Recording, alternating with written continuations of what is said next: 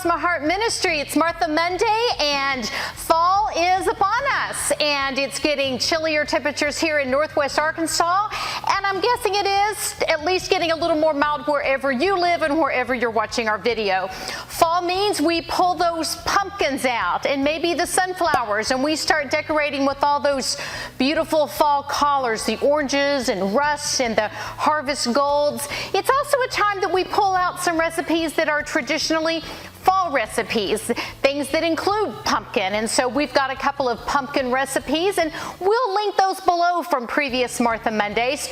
I don't know if oatmeal is really a traditionally fall flavor, but somehow baking with oatmeal seems to connect to fall for me as well. So today I'm sharing a new recipe, and again, Laura's kind of looked at some recipes online and sort of combined some, because my three favorite flavors when it comes to dessert are oatmeal, peanut butter, and chocolate chips. I just love that flavor combination. I've always loved peanut butter and chocolate, and then the oatmeal thrown in there, maybe that makes it a little healthier, and so it kind of sort of alleviates a little bit of our guilt for indulging. Well, these are indeed a yummy recipe, and I always like a bar cookie because it's so easy to do it. You sort of get it all put in the pan, you bake it once, set the timer, go get something else done, come back, it's done, you cut it and you serve it. A regular cookie, delicious, but it's all that in and out of the oven that takes so much more time, and so a bar cookie does save us a little bit of time. This one is pretty yummy. I think you're going to want to put it into your rotation. So thanks for joining with me today as we unpack this recipe together, bake it together, and here we go. I'm calling these oatmeal peanut butter chocolate chip cookies and it's just all of my favorites in one recipe. You can find a link below to print your own PDF of the recipe, but for right now, let's get started. I've had 1 stick of butter softening on my counter, and that's where we're going to begin with the dry ingredients. I have my handy dandy stand mixer here. I guess you could do this by hand, or you could even use a regular hand mixer, but I just love my KitchenAid. I didn't always have a KitchenAid. It was kind of an additional gift that my husband invested in for me for Christmas a few years ago, and you know how much I love to use it. It just sort of does the work for you. So there's a 1/2 cup of butter, softened. Then I'm going to do 1/3 cup of creamy peanut butter. So I usually keep some store brand peanut butter on hand. Those of you who watch my videos know how much I love Aldi brand for everything, and so I save a lot of money by shopping at Aldi, but when it comes to peanut butter, I gotta tell you, we're just a Jif family. Yes, indeed, I do buy all my Aldi brands for everything from salad dressing to soups and all the things they offer, but when it comes to peanut butter, I just love my Jif. But I do invest in the Aldi peanut butter for baking, and it works just fine. And even if I run out of the other, this is fine on a slice of toast for breakfast as well. Maybe it's just growing up as a Jif kid that's kind of my favorite and preference. But anyway, when you are going to measure out peanut butter, I've shared this trick before, but I have a cup of water so you can see. If you will just sort of get your measuring utensil a little bit wet with some water, it's going to make for an easier release after you measure the peanut butter. So this calls for 1/3 cup. Let me get all this in here, and then we will dump it in with the butter mixture. So we're combining kind of our two butters, our peanut butter and our regular butter. And again, I like to bake with real butter instead of margarine. I just think that there's some things I don't like to cut on. I don't like to buy imitation vanilla, and I don't like to bake with margarine. So this is real butter. I'm going to give that a little fast thing just to make sure it's all mixed up, and it is. So here's 1/3 cup of peanut butter. I'm going to add it to my 1 cup, or I'm sorry, my 1/2 cup of butter, 1 stick of butter that's all mashed up in there, whipped up, and yes, came out very easy. No sticky there. Well, it is a little sticky. I shouldn't say that because it is peanut butter. But it comes out a lot easier if you rinse it. And that works whether you're measuring in a measuring cup or in one of these little dry measuring containers as well. So I'm going to go ahead and keep this going, keep that mixing up. Then we're going to add in our 2 sugars. It calls for a 1/2 cup of sugar and a 1/2 cup of brown sugar. And it looks like Laura needs to replenish her sugar supply, but we do have enough to make this work. So there is 1/2 cup of sugar. And then we also need, let me put my sugar back in here, a 1/2 cup of brown sugar. You know, recipes often call for light brown sugar, and I know that there is such a thing as dark brown sugar. I think my grandmother used to bake with it, but you don't really see it very often. So usually the recipes now just say brown sugar. They don't even distinguish light and brown because it seems like light is all we have. So there we go. There's my 1/2 cup of sugar, brown sugar. So I've got my peanut butter, regular butter, brown sugar, and white sugar all in here, getting mixed up nice. I'm going to stop this for a moment and scrape down the sides. I think I'll use my peanut butter spatula just to rake some of the remaining peanut butter off of there. Get everything mixed in nicely and be good to go here. Rake all that off. Put that down. Okay, so to recant, 1/2 cup of butter or 1 stick, a 1/3 cup of creamy peanut butter, 1/2 cup of sugar, and a 1/2 cup of brown sugar. Now, I'm going to get all this mixed in thoroughly, then I'm going to add my vanilla. It calls for 1 teaspoon of vanilla extract, and you will notice this is pure vanilla extract, none of that imitation stuff in my kitchen. So I'm going to go ahead and measure out 1 teaspoon of this. Usually I like to do measurements not over the bowl because if you get too much, you can't take it out. But when it comes to vanilla, I figure, to get a little extra in there, that's just going to add more flavor. Not going to worry about that. And then we call for 2 eggs. Now, when I measure out eggs, I do like to do those in a separate container just in case I end up seeing a little bit of a shell, and I did it. I got just a little bit of a shell in there and I want to get that out. So there you go. That's why I do this in a separate container so I can chase that little piece out of there. Got him. Okay, so there's 1 egg, and then I'm going to put in a 2nd egg. See if I can do this one without getting a piece of shell, and it looks like I was successful. So 2 eggs in this recipe. Those are getting mixed in nicely. So while all of my wet ingredients are getting thoroughly mixed together, I'm going to go ahead now and combine my dry ingredients. And so that is 1½ cups of flour. So this is just regular all-purpose flour, Aldi brand. So there's 1 cup.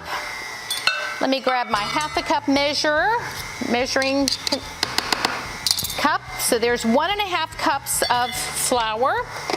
And then we need 3/4 of a teaspoon of soda, baking soda. Gotta be sure that you distinguish between baking soda and baking powder. When I was a teenager, I was making biscuits and accidentally messed up and chose the soda over the powder, and that did not end very well. So you sort of make that mistake once and then figure it out. 3/4 of a teaspoon of baking soda, 1/4 of a teaspoon of salt. Got my 1/4 a teaspoon measuring spoon there, and then the ingredient that the recipe is named in honor of, the oats. And these are old-fashioned oats, not the quick oats. I'm not sure if it makes a difference, but that's what several of the recipes I was consulting called for. So that's what I always keep at my house anyway. We don't buy those quick oats. So there's 1 cup of oats.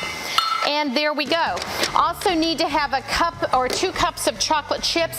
I keep those in the freezer until I'm ready to put them in because I don't like them to be melted in my batter. I like them to stay nice and formed, and so I always leave them in the freezer when I bring them home from the grocery store, and then I get them out and drop them in my recipe just as I need them. So mixing together all of my dry ingredients. Got these all mixed together. Going to be ready now to combine the dry ingredients with the wet ones, and we'll be good to go. This is all mixed together nicely.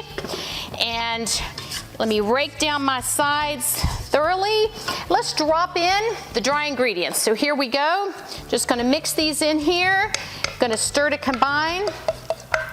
And realized I failed to preheat the oven, so let me go ahead and preheat the oven to 350. That's first on the recipe, and I ignored it, so when you make yours at home, be sure that you get the oven preheated first off. So now I'm going to go ahead and combine my wet with my dry, rake off my spoon here a little bit, get this mixed together. Okay, while that's mixing, I'm going to run grab the chocolate chips. I'll be right back. Okay, back with my chocolate chips. They are the Aldi brand, of course. It calls for 2 cups, and that's just 1 whole package of chocolate chips. My batter here looks like it's all mixed together nicely. Let me rake this off of my paddle. Don't want to wash any bit of bar cookie down the sink, of course. We want to have all of it to enjoy in our bar cookies. This makes sort of a thick dough, and so you'll notice on the recipe that I say spread it out or pat it down, press it evenly. I think I said press the batter evenly. So you are probably going to need to use your hands or some sort of a utensil to sort of press it down. You're not going to pour these in. It's a thick consistency. So we've got all this ready to go. I'm going to bake it in a 9 by 13 pan. Let's go ahead and spray this. I've got my olive oil spray here, also from Aldi. So just lightly spray that down the sides. When this bakes, when you put it in there and you check when it's baked, I put on here about 16 to 18 minutes, but you're going to want to check it. The edges will be just lightly golden brown.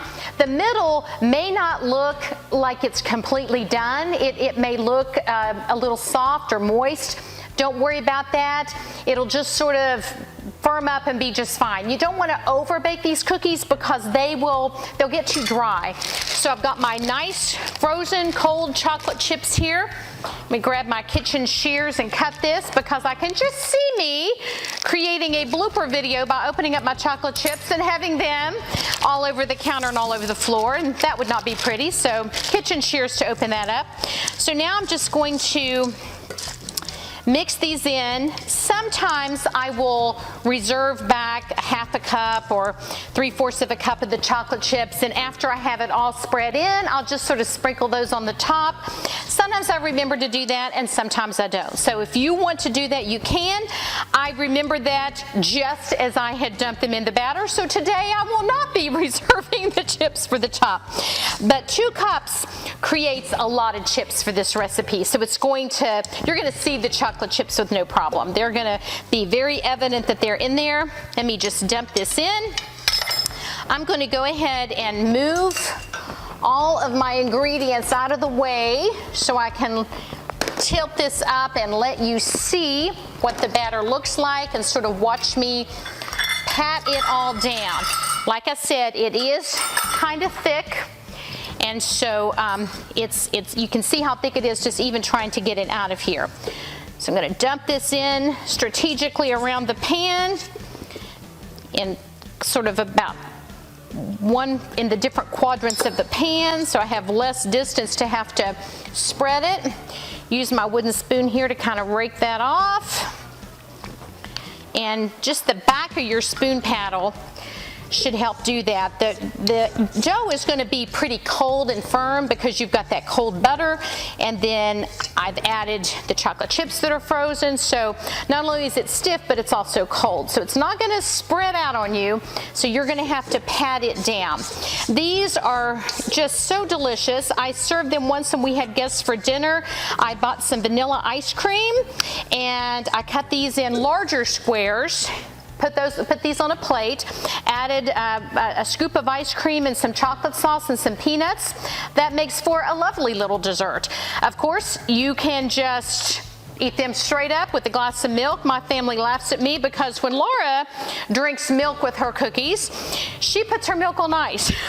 I just like my milk to be super cold. My kids have always thought that was so weird that I do that. But if I'm not going to have coffee, which of course is my beverage of choice, sometimes I will have milk with my cookies. So if I do that, I always want to put ice on it. So if I come to your house and you give me a glass of milk, I might ask for some ice to go with it.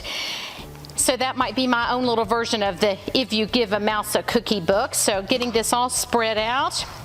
Actually, ladies, when I do it, and I'm not being videoed, I do it with my fingers, but I'm just going to get real today, real. Get totally transparent here and tell you I get my fingers into my dough. So there we go. All spread out, good to go. Here's what it looks like. Get that off the edges because when it bakes, that dough will get burnt on the side and it won't look very pretty. So there we go. Alrighty. Clean the fingers here a little bit, and here's what it looks like before it goes into the oven. This went together very quickly. As you can tell, you watched me do it. Just super easy. Mix your wet ingredients, mix your dry ingredients, combine them and throw in the chocolate chips, and you're good to go. So I'm going to throw this in the oven as soon as my oven preheats. I'm up to 285, on my way to 350, so not long. And then I'll take a photo of this after it's finished, and we'll drop that into the video so that you can see it as well. But here we go. If you're looking for a sweet fall treat, I hope that you'll give my oatmeal peanut butter chocolate chip cookies a try. Thanks for spending this time with me today. I'm Laura McFarland. This is Cross My Heart Ministry.